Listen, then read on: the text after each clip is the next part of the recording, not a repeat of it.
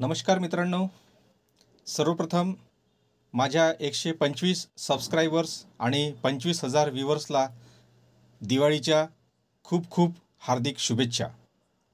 आपण ज्या विषयावर गेल्या काही दिवसापासून दररोज चर्चा करतोय, अभ्यासात्मक दृष्टिकोनातून ज्या विषयाकडे आपण बघतोय आणि ज्याला आपण सर्वांनी फार मोठा प्रतिसाद दिलेला आहे, तो विषय म्हणजे सोन्यांच्या दागिन्यांच्या खरेदीचा. या क्षेत्रामध्ये हा व्यवसाय करणारे जे काही व्यापारी आहे ते सर्व या दिवसाची म्हणजेच धनतेरसची फार आतुरतेने वाट बघत असतात. याकरता ग्राहकांना आकर्षित करावे म्हणून बऱ्याचशा ऑफर्स स्कीम्स लावत असतात. हे सर्व करत असताना आणि तुम्हाला माहिती आहे आजसुद्धा सोन्याचे भाव 2,000 वाढलेले आहेत. गेल्या काही दिवसापासून सोन्याच्या भावामध्ये फार मोठ्या प्रमाणात वाढ झालेली आहे. ही वाढ साधीसुधी नसून आज सोन्याच्या भावाने नवीन उच्चांक गाठलेला आहे आणि दररोज हा ब्रेकआउट करून नवीन रेट आपल्याला दिसतोय. त्यामुळे या मजुरीमध्ये सुद्धा जसं कालच्या व्हिडिओमध्ये बघितलं आपण की सोन्याच्या भावावर मजुरी अवलंबून असते आणि त्यामुळे सोन्याचे भाव वाढत आहे म्हणून मजुरीसुद्धा वाढत चाललेली आहे. दर जरी फिक्स असले तरी मजुरीचे कॅल्क्युलेशनमुळे प्रति ग्रॅम मजुरी ही वाढत चाललेली आहे. तेव्हा माझी आपल्याला एकच आग्रहाची विनंती आहे.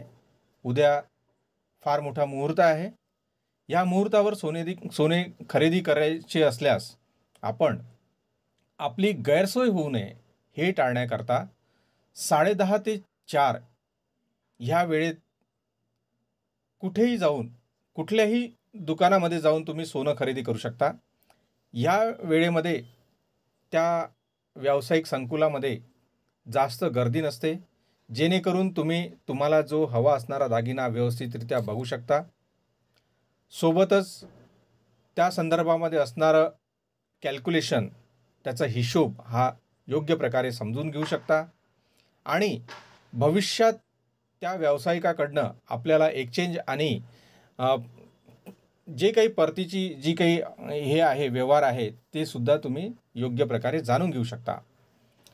आणि हा जो धनतेरस आहे, या धनतेरसची वाट या क्षेत्रातला व्यावसायिक हा फार आतुरतेने वाट बघत असतो आणि एका दिवसावर फार मोठ्या प्रमाणात ह्या इंडस्ट्रीमध्ये ह्या क्षेत्रामध्ये फार मोठ्या प्रमाणात उलाढाल होत असते.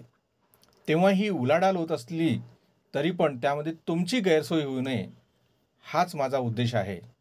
माझ्या व्ह्यूवर्सला, माझ्या सबस्क्रायबर्सला कुठलाही त्रास होऊ नये याकरता, त्यांची गैरसोय होऊ नये त्याकरता सर्वांनी ज्यांनाही या मुहूर्तावर सोनं खरेदी करायचं आहे त्यांनी 10:30 ते 3:30च्या दरम्यान जाऊन योग्यरित्या व्यवहार करून हिशोब समजवूनच मगच सोनं खरेदी करावं. उद्यासुद्धा सोन्याचे भाव काय होतील काही सांगता येत नाही.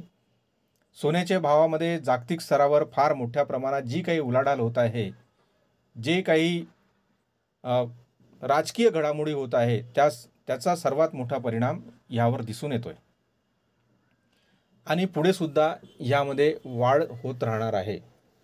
पण हे सर्व करत असताना आपल्याला गैरसोय होऊ नये हे सगळ्यात जास्त महत्त्वाचं आहे.